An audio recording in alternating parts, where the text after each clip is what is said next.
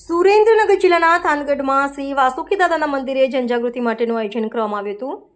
આજરોજ તારીખ 18/11/2025ના રોજ સુરેન્દ્રનગર જિલ્લાના થાનગઢમાં આવેલ શ્રી વાસુકી દાદાના મંદિર સાયબર ક્રાઇમ વિશે લીંબડી ડીવાયએસપી શ્રી વિશાલ રવાળી સાહેબ દ્વારા સાયબર ક્રાઇમ વિશે માહિતી આપવામાં આવી હતી અને સાયબર ક્રાઇમથી કેવી રીતે બચી શકાય અને બાળકોને કેવી રીતે સાયબર ક્રાઇમથી દૂર રાખી શકાય તેના માટે શું પગલાં લેવા તે પણ માહિતી આપવામાં આવી હતી। અને આ પ્રસંગમાં ગ્રામજનો, મંદિરના મહંત અને નવા પીઆઈ શ્રી ટીબી હિરાણી સાહેબ હાજર રહ્યા હતા। રિપોર્ટર જળ વિજયભાઈ, થાનગઢ। નમસ્કાર મિત્રો, હું છું વિજયભાઈ જળુ, દીવ મિરેલ ન્યૂઝ થાનગઢથી।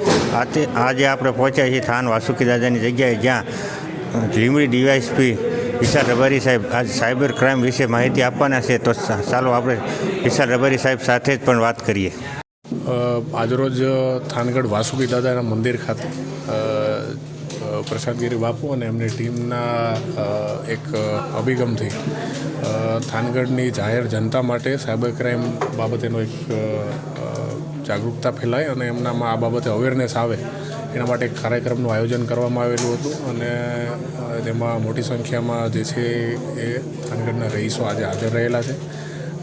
જેમાં સાયબર ક્રાઇમમાં અલગ અલગ પ્રકારના કેવા ફ્રોડ થતા હોય છે, એમાં શું ધ્યાન રાખવાની જરૂર છે અને ખરેખર શું ન કરવું જોઈએ એ બાબતેની બધી ચર્ચા જે છે આજ કરવામાં આવી છે। એમના અમુક જે પ્રશ્નો હતા એને પણ ધ્યાને લઈ અને એમાં મદદ કરવા બાબતેની અમારા તરફથી ખાતરી આપવામાં આવેલી છે। તો આ બાઇટના મારફતે પણ હું લોકોને એક એક વિનંતી કરું છું કે ક્યારેય પણ કોઈ સાયબર ક્રાઇમનો ફ્રોડ થાય છે તેમાં 1930 હેલ્પલાઇન નંબરનો તાત્કાલિક સંપર્ક કરી અને ફરિયાદ નોંધાવે, જેથી કરીને જલ્દીથી જલ્દી જો એમના પૈસાનો પ્રશ્ન હોય તો એ પાછા અપાવી શકાય અને જો સોશિયલ મીડિયાનો કોઈ અકાઉન્ટ બાબતેનો પ્રશ્ન હોય તો એ અકાઉન્ટ જેનાથી તકલીફ થતી હોય એને બંધ કરાવી શકાય। તો સાયબર ક્રાઇમને થોડુંક આપણે કંટ્રોલમાં લાવી શકીએ છીએ। ખૂબ ખૂબ આભાર। એમાં વિગત ભરાવડાવે કે મારું નામ આ ને મારું ફલાણો નંબર ને મારો ઈમેલ આઈડી આ એવું જો કરાવડાવે તો એ પણ તમારો ડેટા ચોરી થઈ શકે છે। એ પછી ભવિષ્યમાં XYZ આ લોકો તમારો ડેટા બધી જગ્યાએ વેચતા હોય છે। તમને ઘણીવાર એમ થાય કે ભાઈ આ મારે હારી ફલાણી વસ્તુની જરૂરિયાત હતી અને હું ને પ્રશાંતગીરી બાપુ અમે બેઠા વાતો કરતા હતા કે યાર મારે ઘરે એસી ખરાબ થઈ ગયું છે તો એસીમાં મારે રિપેરિંગ કરાવવું છે, તો મને એડવર્ટિઝમેન્ટ મારે બેઠી એવી બધી બતાવવા માંડે।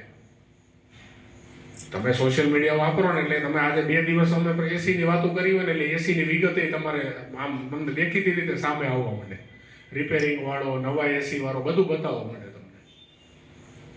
તો એના ઉપરથી ખબર પડે છે કે આપણે જેવું આમાં આ ફોનની અંદર તમે ને હું બધાય આવી ગયા, આમાં જે માઇક્રોફોન ચાલુ રાખીએ છીએ એ તમારો અવાજ છે એ કેપ્ચર કરે છે, એનાથી પછી પ્રોસેસ કરીને એવી ને એવી તમને એડવર્ટિઝમેન્ટ બતાવે છે, જે તમને લિંક ને આવું બધું બીજી જગ્યાએ ક્યાંક કોઈ આગળ વેબસાઇટો ખોલવામાં લિંક ક્લિક કરો તો એમાં તમારો ફોન હેક થઈ જતો હોય છે। તો આ બધો પણ એક સાયબર ક્રાઇમનો ફ્રોડ ગણી શકાય। તો મારી એક જ વિનંતી છે કે ઘરે કહેજો ને પોતે આ વસ્તુ મગજમાં ઉતારજો કે કોઈ પણ લિંક સીધી આપણે ક્લિક ન કરી દેવી। જોયા જાણ્યા વગર જેની જરૂરિયાત જ નથી તો એને લિંક ક્લિક કરીને શું કરવાની આપણે, સિવાય કે બહુ જરૂરિયાત હોય તો એ 2 જગ્યાએ વેરીફાઈ કરો, જોવો ઓનલાઈન એ બધી વસ્તુ સર્ચ કરો કે ભાઈ તમને નોકરી અપાવવા માટે થઈને તમને ઓનલાઈન ક્યાંક ને ક્યાંક કંઈક લિંક મળે। બાળકો અત્યારે લિંક ક્લિક કરે, વિગત ભરી દે એટલે સામેવાળો ફોન કરે, શું જોબ છે, કેટલું ભણેલા છો, સારા પગારની વાત કરે। સિટીમાં એટલો ભયંકર પ્રશ્ન છે કે એને 20-25 હજારની રૂબરૂ મેં જોયેલા છે આવા લોકોને કે મહિનાની 20-25 હજારની એને જોબની ઓફર કરી હોય અને બિચારા પાસે 10-10 લાખ રૂપિયા ભરાવી દે, એ કોઈ રીતે ગળે જ ન ઉતરે। લોકોને એક એવું મગજમાં હોય છે કે બધી જગ્યાએ આવું ફલાણું એટલા પૈસા દે એટલે જોબ મળી જાય, એવું નથી। હવે સમય ઘણો ફરી ગયો છે એટલે ખરેખર આવી કોઈ પણ લોભામણી લાલચમાં ફસાવવું નહીં। આમ જનરલી જોવા જઈએ તો સાયબરમાં 2 પ્રકારના મુખ્યત્વે પ્રકાર જેને કહી શકાય એવા ફ્રોડ છે। એક છે સોશિયલ મીડિયામાં જે ફ્રોડ થાય છે, મેં તમને જે ઇન્સ્ટાગ્રામની આ બધી જે વાત કરી, તમારો ડેટા ચોરી થાય છે, અને બીજો છે ફાઇનાન્શિયલ ફ્રોડ। ફાઇનાન્શિયલ ફ્રોડમાં આર્થિક રીતે તમને જે નુકસાન પહોંચાડે, તમારા પૈસા છે એ લઈ જાય, તમને કોઈ પણ રીતે આવી રીતે છેતરીને ડરાવીને એ રીતે પૈસા લઈ જાય, એ બધા ફાઇનાન્શિયલ ફ્રોડના પ્રકાર છે. ડેટા ચોરીની આપણે વાત થઈ ગઈ.